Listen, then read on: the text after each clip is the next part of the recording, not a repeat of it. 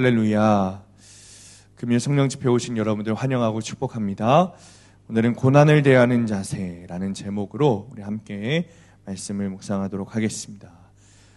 제가 오늘 말씀을 묵상하면서 여러분들이 왜 금요 성령 집회에 오실까 하는 생각을 해봤습니다. 늦은 시간에 특별히 명절 끝나고 이제 다 피곤하실 텐데 왜 이곳까지 와서 예배를 드리실까? 아마도 여러분들 가운데는 정말 간절한 기도 제목이 있으신 분들도 있으실 것이고, 또 십자가 복음으로 한번 믿음에 대해서 들어볼까 하는 궁금증을 가지고 계신 분도 있으실 것 같아요. 또 어떤 분들은 어쩌면 의무감으로 오셨을 수도 있겠고, 또 어떤 분들은 하나님과 의리 지키기 위해서, 또 목사님 저와 의리를 지키기 위해서 오신 분들도 있으실 것 같아요. 어떻게 오셨든 다 감사한 마음이, 여러분들 얼굴을 떠올려 보니 참 감사한 마음이 들었습니다. 제가 주일 예배 시간마다 여러분 아시는지 모르겠지만 저만의 의식 같은 것이 있습니다. 이제 광고 시간이 되면 여러분들은 앞에 화면 보시면서 광고를 들으시겠지만 저는 그 시간이 여러분들 얼굴을 한 명 한 명 쳐다보는 시간입니다. 제가 매주 그렇게 하다 보니까 눈치채신 분들도 있으신 것 같아요. 제가 사실은 이 이야기를 안 하려고 했어요. 왜냐하면 이번 주 주일부터 광고 시간에 제 얼굴을 보실까봐, 그럼 왠지 민망할 것 같아서 이 이야기를 안 하려고 했는데, 아무튼 광고 시간만 되면 늘 여러분들 얼굴을 여기서부터 저까지 한 분 한 분 다 쳐다봅니다. 그리고 기억하고 기도하는 거예요. 어떤 분들은 광고 시간인데 벌써부터 말씀을 들을 준비가 되어 있는 분들이 있습니다. 그런 분들을 보면서 정말 하나님께서 말씀하여 주시고 들려주시기를 기도하고, 또 어떤 분들은 설교도 시작 안 했는데 이미 눈을 감고 천국을 보고 계신 분들도 계세요.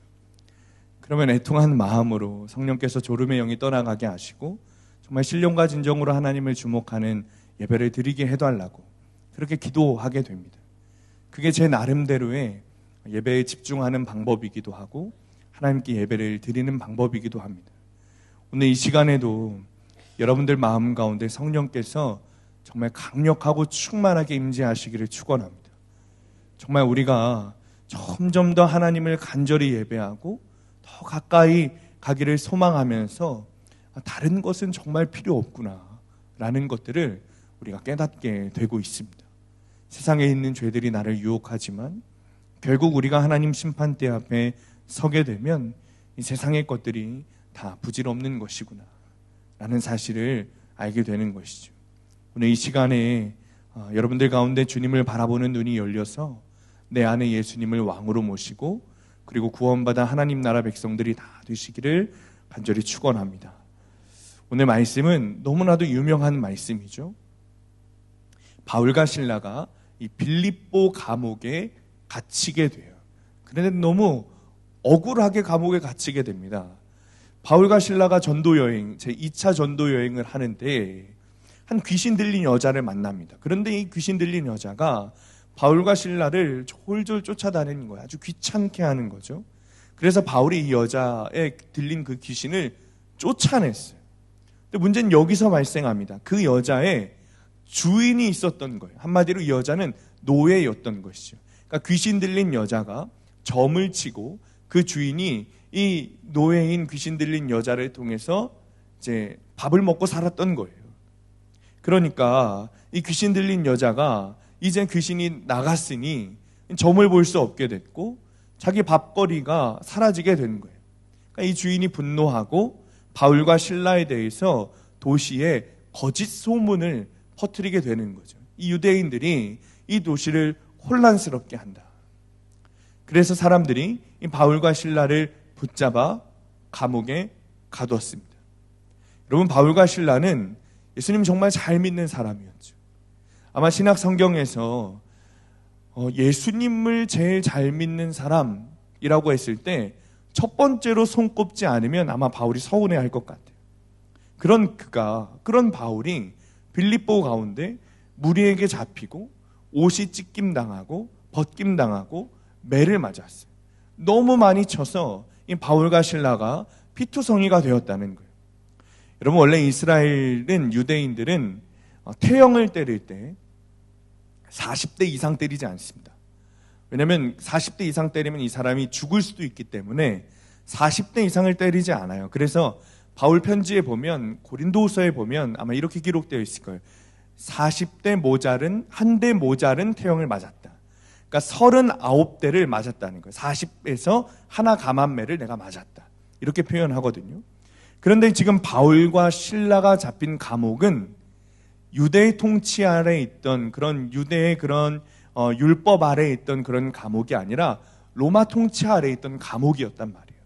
그러니까 40대고 뭐고 상관없이 그냥 정말 죽을 때까지 그렇게 피투성이가 되도록 맞은 거죠. 예수님의 복음을 전하다가 예수님의 일을 하다가 맞아 죽을 때까지 맞고 피투성이가 되어서 감옥에 갇히게 된 거예요. 예수님을 너무 잘 믿으니까 여러분 오히려 고난과 핍박이 찾아옵니다. 그런데 그들은 그냥 말없이 맞았다 그래요. 우리는 맞을 수 있을까? 얻어맞는 게 문제가 아니라 나는 예수님을 믿는다는 이유로 얻어맞는 상황이 왔을 때 예수님을 향한 그 믿음을 유지할 수 있을 것인가? 여러분 어떻게 하시겠습니까? 예수님을 위해 피투성이가 되도록 말없이 얻어맞겠습니까? 아니면 예수님을 그만 믿겠습니까? 심지어 그들은 바울과 신라를 중범죄자들이 갇히는 지하 감옥에 가두었습니다. 그리고 발에 착고를 채웠어요. 기록에 보니까 발에 착고를 채운다는 것은 그냥 여러분 우리가 생각하기에 그냥 발에 그냥 쇠사슬로 된 수갑을 채운다라고 생각하는데 그런 것이 아니라는 거예요. 옛날에 조선시대 보면 사극에 보면 이 죄인들 목에다가 이렇게 나무 길게 해가지고 이렇게 하는 거 옛날에 요즘엔 안 나오는 것 같은데 옛날 사극에 보면 이런 것들 잘 나왔던 것 같아요. 뭐 장희빈 뭐 이런 거 보면 그렇죠. 근데 이 착고가 뭐냐면 그렇게 나무처럼 생긴 그 틀에 양쪽 발을 쫙 찢어서 그 양쪽 발을 그 자물쇠로 가둬둔 거예요. 그러니까 다리를 오므리지 못해 이렇게 쭉 벌리고 앉아 있어야 되는 것이죠. 그렇게 수치스러운 모습으로 지금 바울과 실라가 갇혀 있다는 거예요. 그런데 바울과 실라는 우리가 결과를 알고 있지만 감옥에서도 하나님의 일을 시작하고 오히려 하나님의 영광을 드러내기 시작합니다. 바울과 실라가 큰 고통 속에서도 하나님의 일을 할 수 있었던 첫 번째 이유는 둘이 함께 있기 때문이지 않을까라는 생각을 해봤습니다. 믿음의 공동체가 함께 있었기 때문에 그리고 그 안에 예수님께서 함께 계셨기 때문이라고 믿습니다.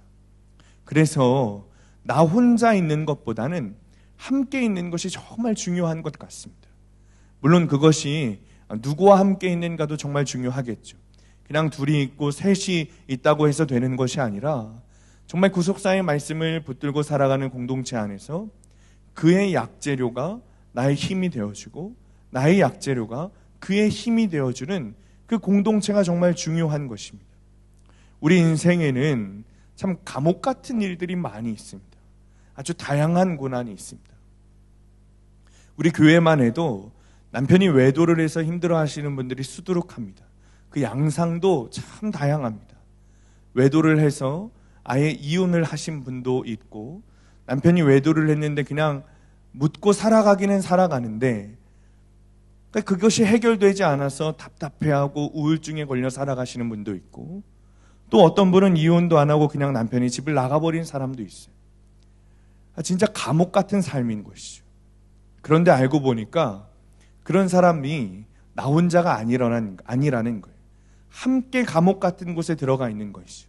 그런데 더 놀라운 게 뭐냐면 그 사람들이 다 예수 믿는 사람이라는 거예요. 세상 말로 남편 열심히 씹고 그냥 다 확 이혼해버리고 확 죽어버리는 것이 아니라 믿음 안에서 예수님 안에서 자신의 고난을 나누고 함께 어떻게 살아가면 좋을지 고민하고 함께 적용한 간증들을 나누다 보면 그것들이 나에게 약재료가 되어서 나를 살리는 말씀이 되는 것이죠. 그래서 함께 공동체가 중요한 거예요. 그리고 그 일들이 하나님이 나를 구원하시고 나를 연단하시기 위한 계획이심을 깨닫게 되는 것이죠. 그 남편들이 사실은 나의 믿음을 위해서 수고하고 있다는 사실을 내가 믿게 되는 겁니다.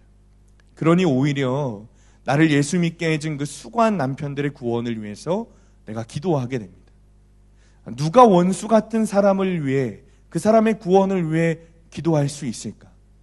그리스도인 밖에는 하지 못하는 것입니다. 그게 어떻게 가능하죠? 원수인 줄 알았는데 그 사람이 나의 구원을 위해 수고해준 고마운 사람이라는 것을 믿어지는 순간 가능한 거예요.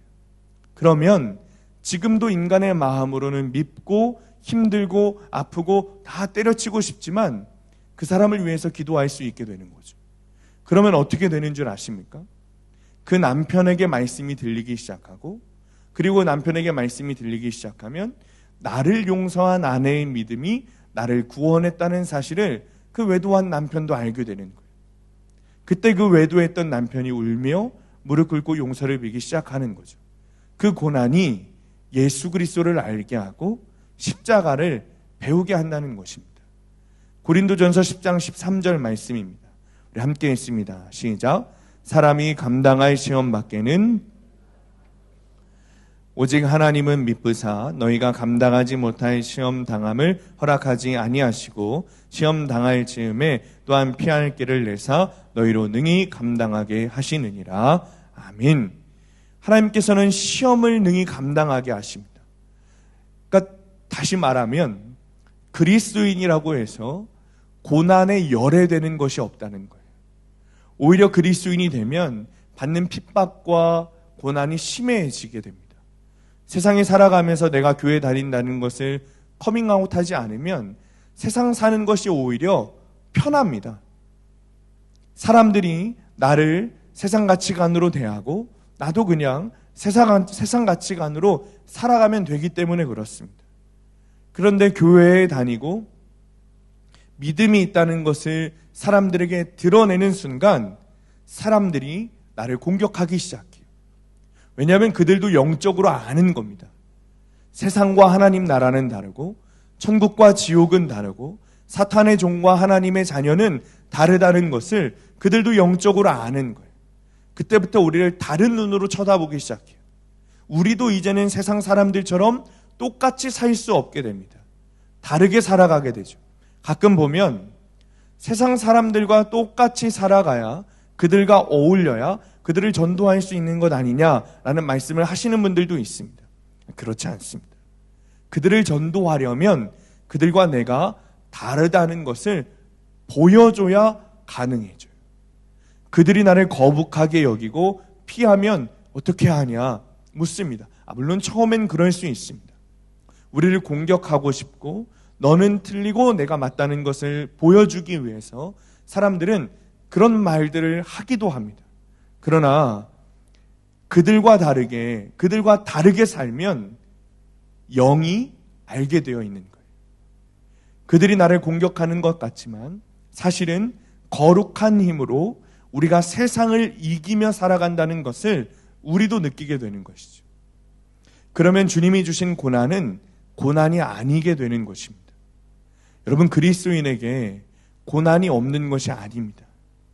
주님은 우리에게 고난을 감당할 힘을 주시고 피할 길을 주십니다. 능히 극복하기 위해 우리가 예수님을 믿고 찬양하고 기도하고 예배하는 것입니다. 슬럼프가 없는 것이 아니라 슬럼프를 이기게 하시는 하나님을 찬양하는 것이죠. 우리에게 앞으로 어떤 많은 일들이 기다리고 있을지 모릅니다. 청년들에게는 미안하지만 어떤 배우자를 만나서 고생할지 모릅니다.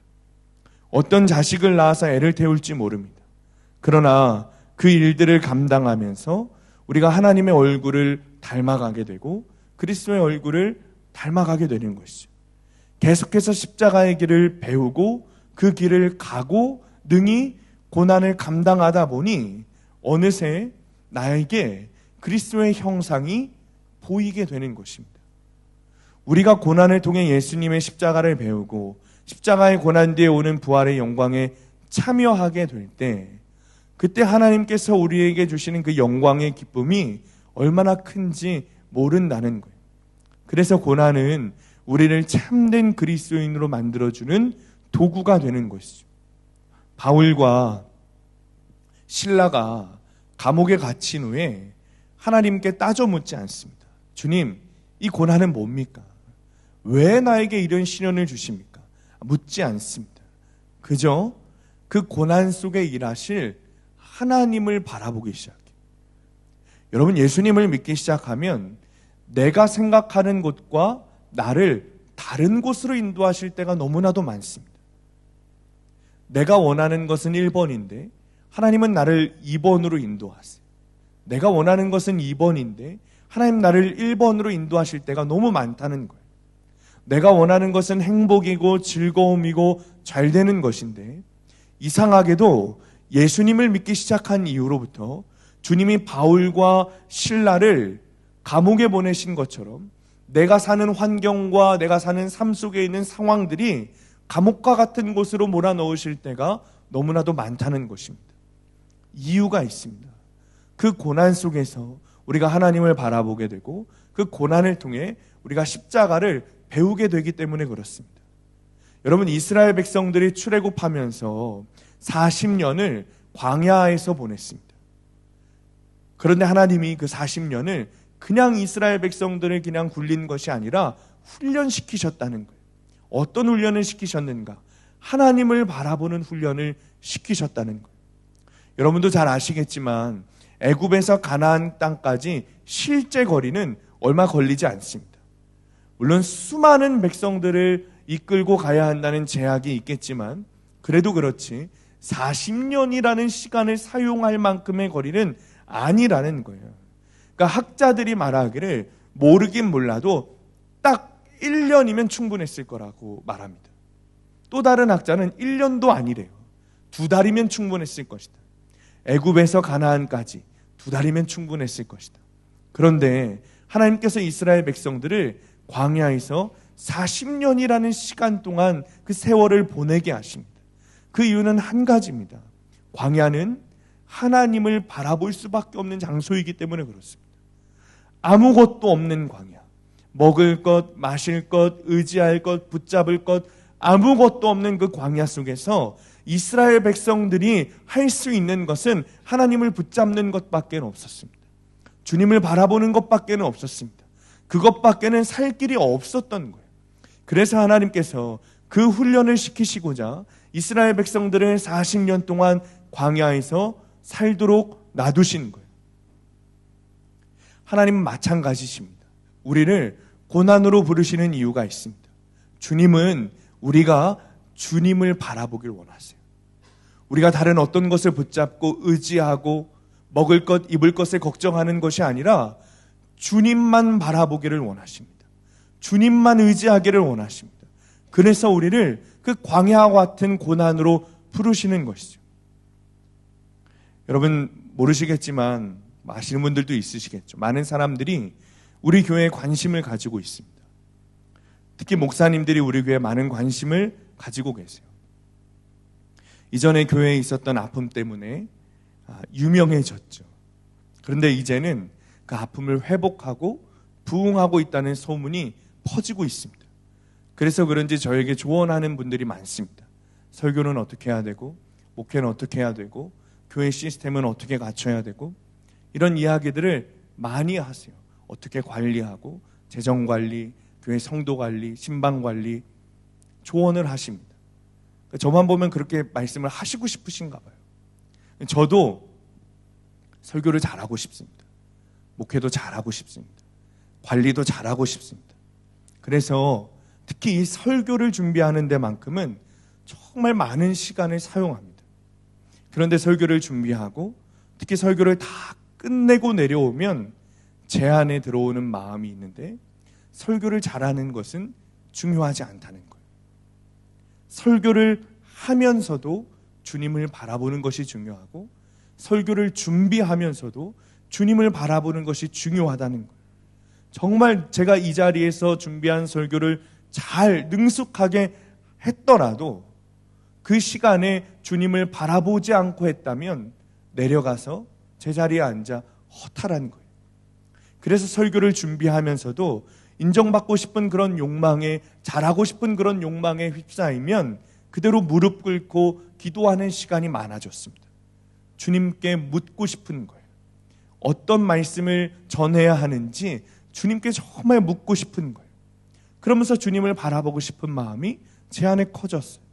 설교를 잘하고 목회를 잘하고 시스템을 완벽하게 관리를 잘하고 등등 너무 좋은 말들이지만 그거 다 중요하지만 가장 중요한 것이 뭐냐면 예수님을 바라보는 것이라는 거죠. 예수님을 바라보고 예수님만 의지하고 예수님만 붙드는 것. 그것이 가장 중요하다는 것입니다. 제가 선한목자교회에서 사역을 하고 있을 때 갑자기 임시구역회가 열렸습니다. 그 임시구역회의 내용은 뭐였냐면 선한목자교회가 분립한 한 교회가 건축을 해야 되는데 돈이 모자르다는 거예요. 그런데 그 교회가 받을 수 있는 그 대출의 한도가 있으니까 선한목자교회가 그 교회 중에 있는 건물을 담보를 잡아서 돈을 빌려서 그 분립개척한 그 교회에 자신들에게 좀 달라는 거죠. 제 기억이 정확하다면 한 80억 정도 됐습니다. 그런데 그 당시에 선한목자교회도 빚이 100억이었어요. 선한목자교회가 큰 교회이긴 하지만 100억이라는 빚은 어떤 교회도 쉽게 감당할 수 있는 그런 액수는 아닙니다. 그런데 그 구역회에서 그 안건이 통과되었습니다. 다양한 의견들이 있었고 반대 의견도 다 있었지만 가장 중심은 뭐였냐면 예수님이 무엇을 원하시는가였습니다. 그 자리에서 성도들이 예수님을 바라보고 예수님이 원하시는 것이 뭔지 기도하고 우리 결정하자. 그 목사님의 말씀에 순종해서 성도들이 기도하고 그 다음에 그 회의 시간에 결정한 거예요. 놀라운 것은 그 뒤로 선한목자교회를 더 부흥시키고 그 빚을 제가 듣기로 그 최근에 다 갚았다고 이야기를 들었어요. 180억이라는 빚, 쉽지 않은 그 감옥 속에서 그들이 한 것은 예수님을 바라보고 예수님을 찬미한 것입니다. 본문 25절 말씀 우리 함께 읽습니다. 시작.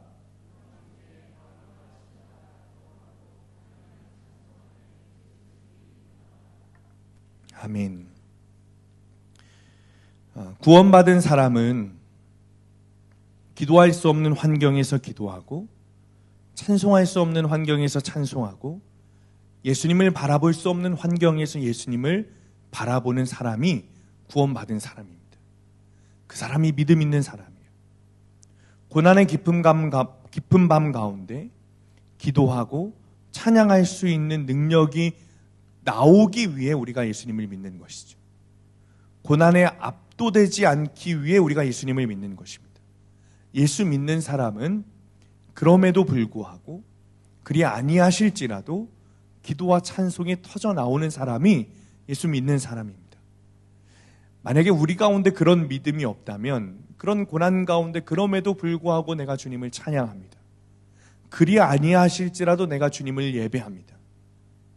나를 그 가운데 그냥 두실지라도 내가 하나님을 바라봅니다. 라는 그 믿음이 없다면 잘못 믿고 있는 것입니다. 내 안에 믿음이 없고 내 안에 예수님이 없다는 사실을 믿고 점검해야 하는 것이죠. 저는 바울이 이렇게 할 수 있었던 이유도 마찬가지라고 생각합니다. 주님을 바라보았기 때문이라고 믿습니다. 오늘 본문 앞절을 읽으면 바울이 이 빌립보라는 도시에 오게 된 이유가 기록되어 있습니다. 사도행전 16장 6절에서 10절 말씀인데, 자, 우리 한번 함께 읽어볼까요? 시작. 성령이 아시아에서 말씀을 전하지 못하게 하시거늘 그들이 부르기아와 갈라디아 땅으로 다녀가 무시아 앞에 이르러 예수의 영이 허락하지 아니하시는지라 무시아를 지나 드로아로 내려갔는데 밤에 환상이 바울에게 보이니 마게도냐 사람 하나가 서서 그에게 청하여 이르되 마게도냐로 건너와서 우리를 도우라 하거늘 바울이 그 환상을 보았을 때 우리가 곧 마게도냐로 떠나기를 힘쓰니 이는 하나님이 저 사람들에게 복음을 전하라고 우리를 부르신 줄로 인정함이러라. 아멘.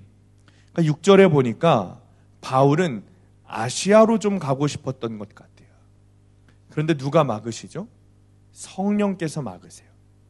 그러니까 바울이 성령님의 말을 듣습니다. 아시아로 가면 안 되는 거구나.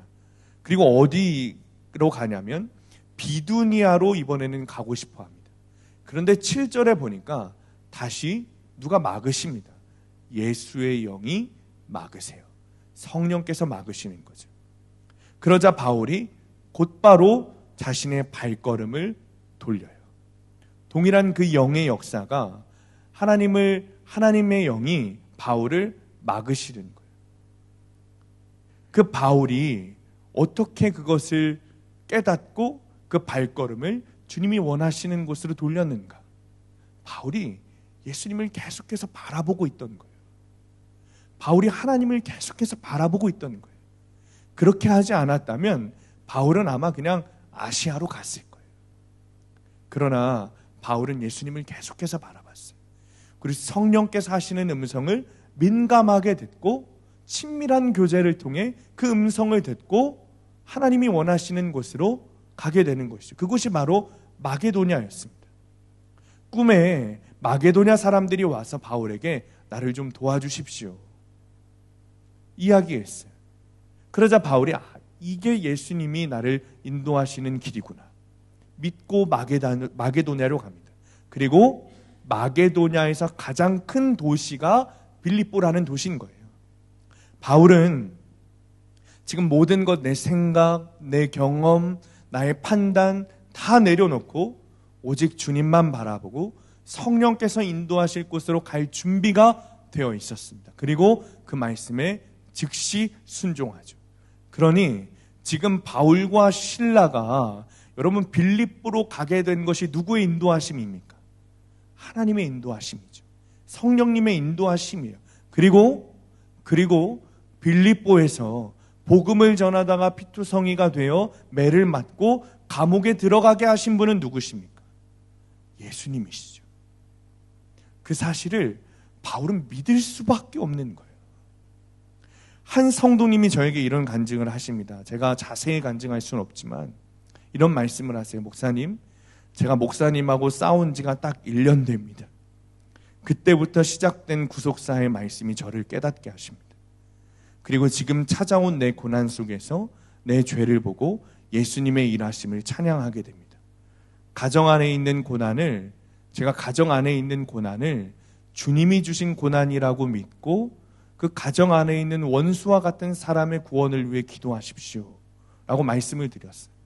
1년 전에 그 성도님이 저에게 기도할 수 없다고 말씀하시는 거예요. 그동안 내가 수십 년 동안 어떻게 살아왔는데 그 사람을 위해 기도할 수 있냐는 거예요. 그럴 수 없다는 거예요. 그런데 그날부터 성령 하나님께서 말씀으로 나를 가르치시더라는 거예요.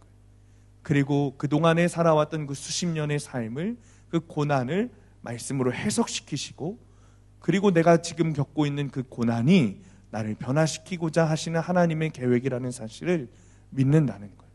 그리고 나를 변화시키셨고 더 변화시키실 것이고, 그리고 가정을 변화시킬 하나님을 찬양한다고 제 앞에서 고백하시는 것을 제가 들었습니다. 25절 말씀에 보면 바울과 실라가 하나님을 찬양하기 시작해요. 여러분 지금 어떤 상황이죠? 바울과 실라가 어떤 상황입니까? 매를 맞고 피투성이가 되어 발에 착고를 차서 제대로 앉아있지도 눕지도 못하는 그런 상태입니다. 그런 상황 가운데 바울과 실라가 하나님을 찬미하고 있는 거예요. 보면 한밤중에 찬송했다 이렇게 기록되어 있습니다. 아마도 수많은 고초를 다 당하고 감옥에서 그래도 불편하지만 아픔이 조금 가시고 좀 괜찮아졌을 때, 익숙해졌을 때 찬양을 시작했던 것 같아요. 그러니까 한밤중이라는 것은 평안하고 위로받을 수 있는 그런 상황이 아니라 내가 고난 속에서 조금 생각할 수 있는 여유, 정신없이 몰아치는 그 수많은 그런 공격과 삶의 어려움 속에서 이제 조금 숨 돌리고 생각할 수 있을 때, 좀 숨 쉴 수 있을 때, 그때 나는 하나님을 찬양할 수 있는가? 생각해보니 저는 살아오면서 그렇게 하지 못했던 것 같아요. 정신없이 지나갔으니 좀 쉬자. 그게 아니면 다음에 또 몰아칠 그 정신없는 공격에 대비해서 내가 지금 이 쉬는 시간 동안에 어떤 방법으로 어떤 사람을 통해 어떤 꾀를 내서 그 공격을 방어해내고 이겨낼지 생각했던 것 같아요. 그 시간에 예수님을 생각하고 그 시간에 하나님을 찬양한다는 것은 그동안 제가 하지도 못했던 것이고 지금의 제 믿음으로도 불가능하지 않을까라는 생각을 하게 됩니다. 제가 요즘 고민하는 것들이 이런 것입니다. 목회를 하는 것인가 하나님의 일을 하는 것인가. 다시 말하면 목회라는 일을 하고 있는 것인가 아니면 하나님의 일을 하고 있는 것인가. 물론 목회와 하나님의 일은 뗄래야 뗄 수 없는 것이죠. 그러나 그 목적이 그 일의 결론이 예수님인가 아니면 성취와 명예와 인정인가. 그 목적은 밖으로는 숨길 수 있지만 나 스스로는 알고 있다 이 말이에요. 그래서 계속해서 저의 마음을 점검하는 거예요. 그런데 바울과 실라는 그 일이 가능했다는 것이죠. 고난 가운데, 수치 가운데, 생명의 위협을 받는 그 가운데 하나님을 생각하고 예수님을 바라보는 일이 가능했다는 거예요. 저는 그 이유가 빌립보로 인도하신 것도 고난을 당하게 하신 것도 감옥에 갇히게 하신 것도 하나님이라는 것을 인정하고 믿었기 때문이라고 생각합니다. 그러니 어떻게 해요? 여러분, 옥문이 열려도 도망가지 않는 거예요. 26절에 보면 갑자기 큰 지진이 나죠. 그리고 감옥문이 열려요. 죄인들이 차고 있던 수갑이 다 풀어졌습니다. 당연히 바울과 실라가 갇혀있던 옥문도 열렸을 것이고 바울과 실라가 차고 있던 그 착고도 쇠사슬도 다 풀렸을 것입니다. 그런데 바울과 실라가 도망가지 않습니다. 오히려 자결을 하려고 하는 간수에게 우리가 여기 있으니까 몸을 상하게 하지 말라며 외칩니다. 안심시키죠. 사랑하는 성도님들, 여러분의 삶에 감옥과 같은 그런 여러분의 삶에 옥문이 열린다면 여러분은 어떻게 하시겠습니까? 여러분의 고난이 갑자기 풀리는 사건이 일어나는 거예요. 억압하던 사람이 사라지는 거예요. 묶여있던 땅이 풀리는 거예요. 돌아가지 않던 돈이 막 돌기 시작해요. 안 되던 사업장이 되기 시작해요. 여러분은 어떻게 반응하시겠습니까? 바울과 실라 앞에 있던 옥문도 활짝 열렸습니다. 그들이 도망갈 시간이 충분했습니다. 그런데 그들은 밖으로 나가지 않았어요. 감옥 안에 그대로 앉아 있었습니다. 왜 그랬죠? 바울과 실라를 통해 복음을 들어야 할 간수가 그 감옥 안에 있었던 거예요. 그 감옥이 바울과 실라가 복음을 전해야 되는 장소였던 거예요. 하나님이 보내신 장소라는 것을 바울과 실라가 믿은 겁니다. 예수님께서도 십자가에서 내려오실 만한 충분한 능력이 있으셨습니다. 그런데 내려오지 않으셨어요. 왜요? 그 십자가가 예수님이 달려야 할 장소라는 것을 아신 거예요. 하나님께서 계획하신 장소라는 것을 아시고 예수님이 순종하여 십자가에 달려 죽으신 것이죠. 그래야 모든 인생이 당신의 보혈의 피로 말미암아 구원받는다는 사실을 예수님께서 아셨던 거예요. 그것에 순종하신 거예요. 바울과 실라도 마찬가지였어요. 도망갈 수 있는 그 옥문이 활짝 열려있는 상황에서도 도망치지 않고 그대로 앉아 있음으로 말미암아 예수님이 십자가에서 내려오지 않으시고 죽임당하셨던 그 십자가를 바울과 실라가 배우기 시작합니다. 그리고 복음을 전하기 시작하는 거예요. 만약 옥문이 열렸다고 해서 바울과 실라가 도망갔다면 간수가 죽음을 면하는 것을 떠나서 과연 복음을 들었을까? 기회는 다 사라지는 것이죠. 예수님께서 십자가에 그대로 달려 돌아가신 것처럼 그 감옥으로 인도하신 분이 하나님이시라는 것을 바울과 실라가 믿었기 때문에 그 옥문에 남아 있었던 거예요. 그리고 그 옥문에 남아 있으니 한 사람에게, 하나님이 계획하시고 허락하신 그 간수라고 하는 그 한 사람에게 복음을 전할 기회를 주시고 그를 구원시켜 주셨어요. 제가 복음학교에 다녀올 때 같이 갔던 한 목사님 부부가 있습니다. 이분들은 티벳에서 선교를 하셨던 선교사님들이신데 어떤 상황 때문에 어쩔 수 없이 한국에 들어와서 부목사를 하시게 되는 거예요. 당시에 제가 복음학교를 받았던 곳은 울산이었어요. 그래서 서울에서 울산으로 내려가고 울산에서 서울로 올라오는 과정 가운데 목사님이 선교하셨던 그 티벳의 현장에 대해서 자세히 듣게 되었습니다. 정말 열악하고 먹지 못하고 입지 못하고 자녀들도 둘이 있는데 제대로 된 교육을 받을 수 없고 정말 어려운 곳이라는 거예요. 그런데 이 목사님이 말씀을 하시기를 티벳에 다시 들어가고 싶다는 거예요. 여러분, 티벳과 한국 환경을 생각하면 여러분, 그건 비교할 수 없습니다. 한국은 안전하고 깨끗하고 먹을 것도 많고 입고 싶은 것도 입을 수 있고 두 아들이 제대로 된 교육을 받을 수도 있습니다. 그런데 티벳으로 들어가면 그 아무것도 누릴 수 없어요. 그런데 선교사님 말씀하시기를 그 안으로 들어가고 싶다는 거예요. 그 안에 들어가서 내가 복음을 전해야 할 사람이 그 안에 있다는 거예요. 그 안에 들어가서 내가 예수님을 전하고 싶다는 거예요. 주님, 내가 있을 곳은 여기가 아닙니다. 티벳으로 다시 보내주십시오. 그렇게 밤마다 울면서 기도하신다는 이야기를 제가 들었어요. 그리고 몇 년 전에 기도하신 대로 다시 티벳으로 들어가서 선교사 활동을 하고 계신 것을 제가 소식을 듣게 됐습니다. 여러분, 구원을 왜 기도하고 있습니까?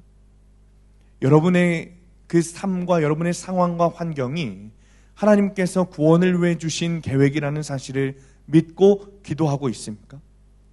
여러분, 간수의 마음은 어땠을 것 같으십니까? 간수가 생각하기에 지진하고 옥문이 열렸으니 죄수들이 다 도망가야 정상인 거예요. 다 도망가야 정상이죠. 그리고 나는 그 명령에, 그 윗사람의 명령에 따르지 못했으니 죽어야 마땅한 그런 목숨이죠. 그러니 스스로 죽는 것이 낫겠다 생각했던 것 같아요. 잡혀가서 모진 고문을 당하다 죽느니 그냥 죽는 게 낫겠다. 그런데 갑자기 뒤에서 소리가 들립니다. 우리가 다 여기에 있다. 도대체 왜 이 사람들이 도망가지 않고 감옥에 남아있는 걸까? 간수가 뒤를 돌아보니 바울과 실라가 있습니다. 예수 믿는 사람이라고 그럽니다. 한밤중에 이들이 하나님을 찬양하는 소리를 들었습니다. 그러자 간수가 그들 앞에 무릎을 꿇습니다. 그가 지키던 죄인들 앞에 무릎을 꿇어요. 29절 31절 말씀 우리 함께 읽습니다. 시작. 간수가 등불을 달라고 하며 뛰어들어가 무서워 떨며 바울과 실라 앞에 엎드리고 그들을 데리고 나가 이르되 선생들이여 내가 어떻게 하여야 구원을 받으리이까 하거늘 이르되 주 예수를 믿으라 그리하면 너와 내 집이 구원을 받으리라 하고. 우리는 우리 삶에 닥친 상황들을 해결하려고만 합니다. 그런데 주님은 우리가 그 고난 속에서 말씀을 전하고 복음을 전하길 원하십니다. 우리가 지금 해야 하는 일은 내가 닥친 고난을 해결하려는 것이 아니라 그 감옥 속에 보낸 이유를 찾고 말씀으로 해석하는 것입니다. 그래야 하나님이 계획하신 구속 역사 가운데 나를 보내신 이 장소가 정말 감옥 같은 이 가정이, 감옥 같은 직장이, 감옥 같은 학교가 이 장소에서 내가 지금 복음을 전해야 할 사람이 누군지 깨닫게 되는 거예요. 그리고 그 사람에게 복음을 전하게 되는 거예요. 옥문이 열려도 나를 그곳에 보내신 분은 하나님이시기 때문에 열린 옥문 가운데서도 감옥 속에 들어앉아 나를 감시하고 나를 핍박했던 그 간수와 같은 남편, 아내, 시어머니, 자녀, 부모에게 복음을 전하는 거예요. 나를 힘들게 하는 그 자녀를 위해, 그 자녀가 예수를 믿기 위해 내가 옥문에 들어앉아 적용을 하는 거예요. 나를 어렵게 하고 괴롭히는 직장 상사지만 주님이 그 질서에 순종하게 하셨으니 내가 그곳에서 나올 기회가 되어도 그 안에 들어앉아 복음을 전하고 구원을 전하는 거예요. 구원의 역사는 여러분 거기서 시작됩니다. 내가 나갈 기회가 있어요. 내가 손해를 보지 않을 기회가 있어요. 내가 이득을 얻을 기회가 있어요. 나를 괴롭히는 그 간수도 그것을 다 알고 있어요. 그런데 내가 그 옥문으로 나가지 않아요. 그런데 내가 그 이득을 취하지 않아요. 그리고 주신 상황에 순종하며 그곳에 있는 사람들에게, 그 원수와 같은 간수에게 복음을 전할 때 그 모습을 본 사람이 우리에게 와서 찾아와서 말하기를, 선생님, 어떻게 하면 구원을 받게 되는 것입니까? 묻게 된다는 거예요. 세상 질서에 따라서는 그 사람이 나의 상사이고 나보다 연장자이고 내가 순종해야 하는 사람이지만, 그 질서에 따라 순종하여 복음을 전하는 영적 질서에 따라 사는 사람이 되면 내가 그에게 복음을 전하는 그 질서가 바뀌게 된다는 것이죠. 한국교회 초기에 영수라는 직책이 있었습니다. 요즘으로 하면 장로에 해당되는 직책이죠. 그러니까 경동제일교회 엄영수라는 분이 있었습니다. 그 직업은 왕손을 모시는 마부였습니다. 하루는 왕손을 모시고 지방으로 여행하다가 그 왕손에게 이 마부 되는 그 영수가, 엄영수가 예수님 믿으시기 바랍니다, 이렇게 전도를 했다는 거예요. 그러니까 왕손이 말하기를, 네가 예수를 믿느냐? 네, 예수 믿은 지 3년 됐습니다. 저 예수 믿고 마음이 너무 기쁩니다. 그 말을 들은 왕손이 마부였던 엄영수에게 빈정거리며 물었습니다. 예수 믿으면 너 같은 상놈이 양놈이라도 된다는 말이냐? 양반이라도 된다는 말이냐? 그때 엄영수가 대답했습니다. 나으리, 예수님을 믿는 도리는 그런 것이 아닙니다. 제가 양반이 되기 위해 예수님을 믿는 것이 아니라 마부 노릇을 잘하기 위해 예수님을 믿는 것입니다. 이 말에 이 왕손이 마음에 깊은 감동을 받아 마음을 열고 예수를 믿게 되었다는 거예요. 그리고 그 왕손이 후에 목사가 되었다라고 기록되어 있어요. 바울과 실라가 간수에게 복음을 전하자 이 간수가 바울과 실라를 데려다가 집에 초대하고 다 씻기고 그들 앞에 무릎을 꿇습니다. 그리고 바울과 실라는 그 온 가족에게 세례를 주죠. 그리고 간수는 바울과 신라를 극진히 대접하고 그와 온 집안이 하나님을 믿게 됩니다. 그러자 성경에 뭐라고 기록합니까? 34절에 보면 세 번역으로 그는 자신과 온 가족이 하나님을 믿게 된 것으로 인해 기쁨이 가득했습니다. 우리 인생 최고의 가치는 구원이라는 말이 그냥 나온 것이 아닙니다. 나의 구원을 위해 우리가 말씀을 붙들고 살아야 하는 것이고, 또 이웃들의 구원을 위해 복음을 전하는 것이 내 인생에서 가장 큰 가치를 지닌 것입니다.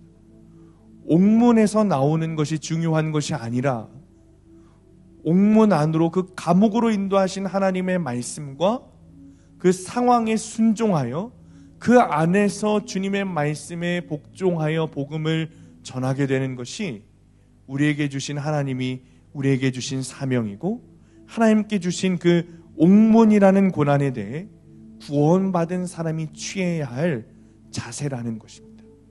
사랑하는 성도님들, 여러분의 삶 속에서 복음을 전해야 할, 그러나 원수 같은, 그 간수와 같은 사람이 있을 것입니다. 남편, 아내, 자녀, 시어머니, 부모일 수도 있겠고요. 직장 상사일 수도 있습니다. 그 사람들이 나를 가두는, 나를 핍박하는 간수와도 같습니다. 그런데 주님은 그들 옆에 우리를 두시고 그들을 통해 우리가 예수님을 더 찾고 붙들기를 원하고 계십니다. 그들이 수고하여 내가 예수님을 믿게 하신다는 사실을 깨닫게 하시는 거예요. 더불어 우리로 하여금 그들에게 복음을 전하게 하시고 온 사람이 예수님을 믿고 구원받게 하십니다. 그때 우리에게 찬 기쁨이 주어지게 되는 것입니다. 이 시간 우리가 찬양하고 기도할 텐데, 주님, 나는 주님이 주신 고난에 대하여 해결하려고만 하고 도망가려고만 했습니다. 이제는 그 고난이 주님이 주신 것을 믿기 원합니다. 그 고난을 통해 예수님을 찾게 하신 것에 감사하기 원합니다. 그 고난 속에 있는 간수하고 또 같은 사람에게 복음을 전하고 구원에 이르게 되기를 원합니다. 주님, 우리의 삶을 인도하여 주옵소서. 우리 함께 찬양하고 함께 기도하겠습니다. 우리 25절 말씀 붙들고 함께 기도하기 원합니다. 한밤중에 바울과 실라가 기도하고 하나님을 찬송하며 죄수들이 듣더라. 주님, 나의 삶이, 나의 상황이 주님이 주신 것이라 믿지 못하니 내가 그 상황에 순종하지 못했습니다. 주님, 그 상황에 순종하지 못했던 우리의 죄들을 회개하오니 주님 용서하여 주옵소서. 주님, 순종하기 원합니다. 나에게 주신 삶이 예수님이 지셨던 십자가처럼 내가 벗어내야 할 것이 아니라 주님처럼 그대로 짊어지며 복음을 전해야 할 순종의 자리인 것을 깨닫게 하여 주옵소서. 아멘. 주님, 그럼에도 여전히 나를 죄인처럼 가두는 간수들이 있습니다. 주님, 이 고난이 해석되기 원합니다. 아멘. 주님, 이 고난 속에서도 찬송하기 원합니다. 아멘. 간수와 같은 자들을 구원으로 이끄는 복음을 전하게 하여 주옵소서. 아멘. 때로 우리를 고난으로 가두시는 하나님의 그 계획 가운데 주님, 우리가 원망하기도 하지만 그 고난이, 그 삶이 나를 구원하시기 위한 하나님의 크신 뜻임을 우리가 깨닫게 하여 주옵소서. 아멘. 그래서 우리가 주님이 주신 상황과 삶에 순종하며 하나님이 주신 그 구원의 계획 가운데 하나님 순종하며 살아가게 하여 주옵소서. 아멘. 우리의 모든 삶이 하나님의 순종으로 말미암아 그 크신 구원의 계획 가운데 쓰임받게 하여 주옵소서. 아멘. 하나님, 옥문이 활짝 열려도 그 옥의 나를 가두신 분이 하나님이심을 믿음으로 말미암아 하나님, 내가 그 자리에 앉아 주님이 주신 그 복음을 전하게 하여 주옵소서.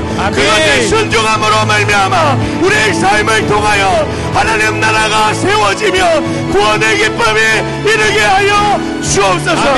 시간에 주님 이름 부르시면서 주님, 나의 고난을 해석하여 주옵소서. 주님, 나의 삶이 하나님의 말씀으로 순종되게 하여 주옵소서. 우리 시간을 고백하며 주님 이름 부르시고 동성으로 기도하겠습니다. 주여, 오 아버지 하나님, 하나님 아버지 하나님, 아버지 하나님, 주님이 주신 상황과 주님이 주신 질서에 하나님, 내가 순종하게 되기를 원합니다. 하나님이 주신 삶에, 하나님이 주신 고난에 내가 순종하기 원합니다. 고난 때에 간수와 같은 사람에게 복음을 전하게 되기를 원합니다.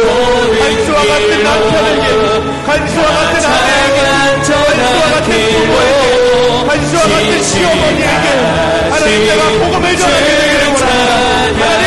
하나님께서 내 삶을 계획하시고 하나님께서 나를 삶과 환경에 드셨음을 믿게 되기를 원합니다. 하나님, 내 삶에 순종하게 되기를 원합니다. 내 상황과 환경에 순종하게 되기를 원합니다. 하나님, 그 고난을 해결하는 것이 아니라 말씀을 붙들고 아버지께서 주신 상황과 환경을 순종하게 하여 주옵소서. 하나님, 특별히 그 상황 속에서 내가 복음을 전해야 할 그 간수를 찾기를 원합니다. 내가 복음을 전해야 할 그 사람을 찾게 되기를 원합니다. 그 한 사람을 통해 나중에 구원을 받아 하나님께 기쁨을 올려드렸던 것처럼 하나님, 내가 그 한 사람을 찾아 구원을 전하게 되기를 원합니다. 하나님, 그 상황 속에서 하나님 회피하려고 하지 않고 도망치려 하지 않고 하나님이 주신 말씀에 순종하여 하나님이 주신 상황에 순종하여 복음을 전하게 하여 주옵소서. 내 눈앞에 있는 옥문이 활짝 열려도 하나님, 그것을 도망가지 않고 하나님께서 주신 말씀 가운데, 아버지께서 주신 그 상황 가운데 순종하여 아버지 것을 들어앉아 죽으려고 하는 그 한 사람을 살리게 하시고 죽으려고 하는 그 사람을 붙들게 하시고 죽으려고 하는 그 사람에게 말씀과 복음을 전하여 하나님의 면으로 살아내게 하는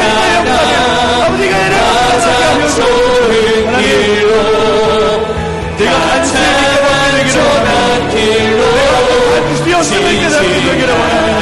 내가 단수였음을 깨닫게 되기를 원합니다. 내가 예수 믿는 이들을 기뻐하고 내가 예수 믿는 이들을 방해하고 아버지 회개의 분위기에 아버지 하나님 회방하고 하나님의 반응에 단수임을 깨닫게 하여 주옵소서. 죽을 것 같은 내 삶을 하나님께서 말씀을 들려주셔서 살려주셨음을 깨닫게 되기를 원합니다. 간수와 같은 나를 살려주시며 하나님 아버지 가족들에게 돌아가 아버지 그들 앞에 무릎 꿇고 주님의 주의 전하게 되기를 원합니다. 하나님 내가 그 사람이 되기를 원합니다. 하나님 내가 그 살아나는 사람이 되기를 원합니다. 하나님 내가 그 살아나는 사람이 되기를 원합니다. 하나님 역사하여 주옵소서. 나의 지혜로 증량 못하나 가장 좋은 길로 가장 완전한 길로 진실하신 주를 찬양해. 시간 치유 기도를 하길 원합니다. 치유의 은혜를 누리기 원하시는 분들은 일어나서 기도하시기 바랍니다. 모든 문제를 주님께 가지고 나오시기 바랍니다. 오늘 말씀처럼 죽으려고 했던 간수가 하나님의 말씀이 들리고 주님의 말씀 앞에 무릎 꿇자 그가 죽음에서 살아났습니다. 모든 문제를 주님께 가지고 나오는 것이 치유의 시작입니다. 질병이 있는 곳에 손을 대시고 마음에 상처가 있는 분들은 가슴에 손을 대시고 시간에 함께 기도하시기 바랍니다. 이에 그들이 그들의 고통 때문에 여호와께 부르짖음에 그가 그들의 고통에서 그들을 구원하시되 그가 그의 말씀을 보내어 그들을 고치시고 위험한 지경에서 건지시는도다. 주님, 이 시간에 치유의 기도를 하는 모든 자녀들에게 주님 치료의 광선으로 임하여 주옵소서. 아멘. 우리 주 예수께서 채찍으로 맞으심으로 말미암아 당신의 자녀들이 이미 치유되었음을 믿게 하여 주옵소서. 아멘. 예수의 이름을 부를 때 주님께서 지금도 살아계셔서 나에게 역사하심을 믿습니다. 주님, 이 시간 간절히 기도하오니 성령으로 임재하여 주옵소서. 아멘. 이 시간 예수 그리스도의 이름으로 명하노니 나를 속이고 그 마음을 붙들고 있는 모든 질병들이 깨끗하게 될지어다. 아멘. 염려, 걱정, 근심, 두려움, 공포, 불안, 우울이 떠나갈지어다.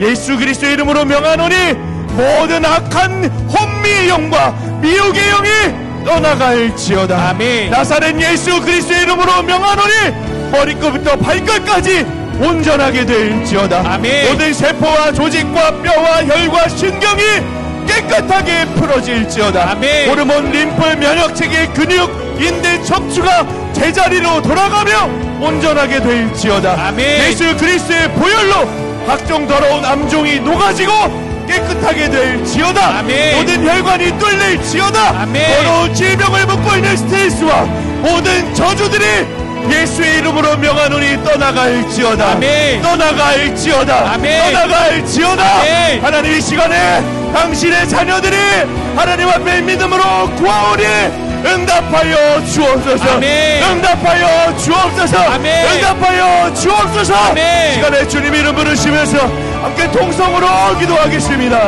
주여, 주를 찬양해. 주여. 부르신 뜻 내 생각보다 크고 날 향한 계획 나의 지혜로 증량 못하나 가장 좋은 길로 가장 완전한 길로 진실하신 주를 찬양해. 부르신 뜻 내 생각보다 크고 날 향한 계획 나의 지혜로 이름으로 명하노니 모든 질병이 깨끗하게 되시오다. 머리부터 발끝까지 온전하게 되시오다. 예수 그리스도의 기뻐한 보혈로 내 육체와 영혼 가운데 넘겨지나니 모든 더러운 함정과 주를 찬양해 아픔과 병들이 치료되시오다. 치료되시오다. 치료되시오다. 내 생각보다 크고 나 향한 계획 나의 지혜로 측량 못하나 가장 좁은 길로 가장 완전한 길로 신실하신 주를 찬양해 날 부르신 뜻 내 생각보다 크고 나 향한 계획 나의 지혜로 측량 못하나 가장 좋은 길로 가장 완전한 길로 신실하신 주를 찬양해 부르신 뜻 내 생각보다 크고 날 향한 계획 나의 지혜로 측량 못하나 가장 좋은 길로 가장 완전한 길로 신실하신 주를 찬양해